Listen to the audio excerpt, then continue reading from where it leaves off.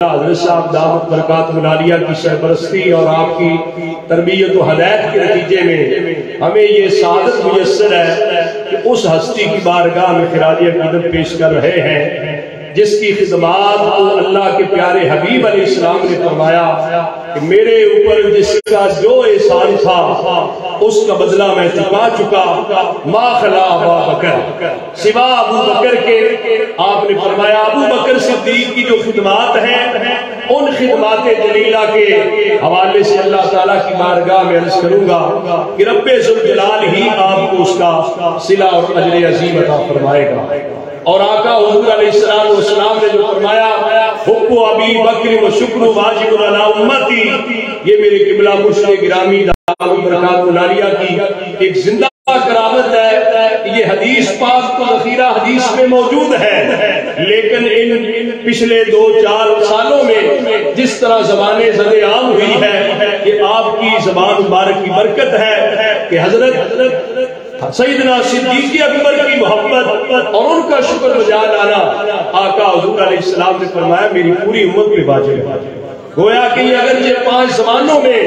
آج بڑے ہونہار مقررین آپ کی بارگاہ میں خراج عقیدت پیش کرتے رہے، یہ حضرت سیدنا صدیق اکبر رضی اللہ تعالیٰ عنہ کی بارگاہ میں ایک شکرانہ تھا۔ اللہ تعالیٰ قبلہ حضرت صاحب دعوت برکاتہ العالیہ کی دعا اور موجودگی کی برکت سے یہ شکرانہ قبول فرمائے۔ اس موقع پر میں یہ بھی عرض کرنا چاہوں گا حضرت سیدنا صدیق اکبر رضی اللہ تعالیٰ عنہ نے جہاں آقا حضور علیہ السلام کی جانشینی کے ساتھ جو مختلف فتنے اٹھے، کچھ بیرونی فتنے تھے خارجی، ان کے مقابلے میں بھی آپ بڑا سخت سٹینڈ لیا۔ جو ملت کے اندر اندرونی خلفشار پیدا ہو رہا تھا، جو بظاہر کلمہ گو لوگوں کی طرف سے تھا، حضرت سیدنا صدیق اکبر رضی اللہ تعالیٰ عنہ نے ریاست مدینہ کے استحکام کے لیے آپ نے بڑا سخت ایکشن لیا، سٹینڈ لیا تھا، حتیٰ کہ حضرت سیدنا عمر فاروق رضی اللہ تعالیٰ عنہ جیسی ہستی کہنے لگی ہے پیارے ابو بکر کچھ نرمی کریں، کچھ الفت اور پیار سے پیش آئے۔ حضرت سیدنا صدیق اکبر رضی اللہ تعالیٰ عنہ دو الفاظ میں فرمایا ان قاتل واحد بھائی کا سلسلہ منقطع ہو گیا اور تم دین مکمل ہو گیا، ایان کو سبحانہ حی میرے ہوتے دین میں کی خلل اندازی کرے میں اس کو دوبارہ نہیں کروں گا۔ حضرت سیدنا صدیق اکبر نے جہاں بیرونی محاذوں پر ملت اسلامیہ کو شروع کیا، یہاں داخلی انتشار جو ہے اس کے سامنے بھی سدے سکندری بن کے آپ کھڑے رہے۔ ملت کی کشتی حج کو لے لیتی کشتی کو ساحل مراد تک پہنچانے میں آپ کامیاب ہوئے ہیں۔ آج آپ کا یوم منانے پر میں سمجھتا ہوں یہ ہماری بھی ذمہ داری بنتی ہے کہ جو اہل سنت و جماعت میں مختلف طرز کا انتشار ہے، فساد ہے،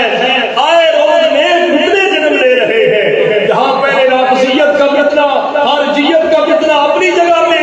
ملت کے لیے ٹینشن، آج جو تازہ ابھی خطائیت کی طرف بھی فتنہ آیا، حضرت سیدہ پاک رضی اللہ تعالیٰ عنہ کی مقدس بارگاہ کی طرف مطلق خدا کی نسبت کر کے ایک نئی ٹینشن، نیا فتنہ، نیا انتشار آیا۔ اب اہل سنت و جماعت کے اکابرین کو چاہیے اس اندرونی خلفشار کے خاتمے کے لیے، اس فتنہ اور فساد کی روک تھام کے لیے مکمل طور پہ اپنی توانائیاں صرف کرے اور اس فتنے کو یہاں پر دفن کر دیا جائے، تب جا کر اہل سنت و جماعت کو اتحاد اور وحدت کی دولت مل سکتی ہے، اہل سنت و جماعت اپنی منزل پا سکتی ہے۔ یہ ہمارے قبلہ مرشد گرامی دعوت برکاتہ العالیہ آپ کی یہ تربیت کا نتیجہ ہے کہ الحمدللہ اہل سنت و جماعت کے اندر جو داخلی انتشار فساد کی عذاب پیدا ہوئی، گروپنگ ہوئی ہے، الحمدللہ درگاہ مقدسہ جلالیہ بکی شریف سے وابستگان باقاعدہ طور پہ سینے پر ہاتھ مار کے فخر سے کہہ سکتے ہیں ہم اس انتشار فساد میں نہ پہلے شریک تھے، نہ اب شریک ہیں، نہ آئندہ شریک ہوں گے، اس لیے کہ ہمارے قبلہ حضرت صاحب دعوت برکاتہ العالیہ نے اہل سنت و جماعت کی وحدت اور اتحاد کے لیے اتنے بڑے پیمانوں پہ کانفرنس کا انتظامات اور اتنے بڑے پیمانے پہ اہل سنت کو اتنی جلیل القدر شخصیات جو ایوان اقبال لاہور میں پہنچی ہے، یہ اہل سنت و جماعت کی کامیابی ہے کہ اس پرفتن دور میں جب ہر کوئی ریزرو میں ہے، کوئی کسی کے ساتھ بیٹھنے کو حسن گرامی کی کرامت نہیں ہے تو اور کیا ہے؟ بڑے بڑی خانقاہوں کے سجادہ نشین، بڑے بڑے درسگاہوں کے محترم شیوخ الحدیث، بڑے بڑے مفتیان کرام بھی جماعت جلالیہ کے سٹیج پر ایوان اقبال لاہور میں دیکھے گئے ہیں۔ یہ دور حاضر میں ایک امید کی کرن ہے جو حضرت مولانا غلام محمد سیالوی صاحب رحمت اللہ علیہ نے فرمایا تھا کہ آپ کا نام مبارک نوید الحسن ہے۔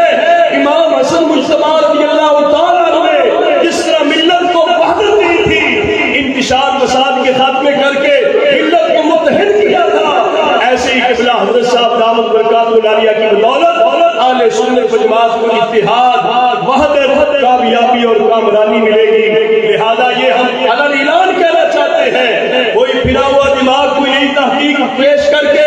اہل سنت کے نام پر نیا رسل اندازی پیش کرے، قطعیت کا فتنہ لے کے آئے، اس کے ساتھ درگاہ مقدسہ بھکی شریف کے وابستگان کا نہ پہلے تعلق تھا، نہ اب ہے، نہ آئندہ ہوگا۔ حضرت علامہ سید احمد حسن صاحب رحمۃ اللہ علیہ اہل سنت کے بڑے عالم دنیا سے رخصت ہو گئے۔ آپ کا ایک کلم میں سنا، آج وہ اگر زندہ ہوتے میں ان کی بارگاہ میں حاضر ہو کر بھی عرض کرتا، انہوں نے باقاعدہ طور پر اسی خطائی فتنے کی سرکوبی کرنے کہا تھا۔ یہ جو اپنے آپ کو جلالی کہلانے والے عقل سے پیدل بناتے ہیں، ان کو کوئی شعور و حکمت نہیں ہے۔ وہی بات آج آستانہ عالیہ شریف سے قبلہ حضرت جلیل احمد صاحب شریف پوری دعوت برکاتہ العالیہ نے فرمایا کہ وہ ذہنی دماغی طور پہ اپسٹ ہے، تو اہل سنت میں اتنا انتشار، اتنا فساد، اپنے علاوہ کسی کو مسلمان اور مومن جاننے کے لیے تیار نہیں ہے۔ لہذا یہ ہماری ذمہ داری بنتی ہے کہ حضرت سیدنا صدیق اکبر کے نقش قدم پہ چلتے ہوئے ہم ان فطروں کی سرکوبی کے لیے تیار رہیں، اور پھر یہ داخلی انتشار، یہ فساد، فتنہ، اس ملت کو بچانا، ملت کے نوجوانوں کو بچانا، یہ ہماری ذمہ داری بنتی ہے۔ اللہ تعالیٰ آپ کے صدقے ہمیں اس میں کامیابی عطا فرمائے۔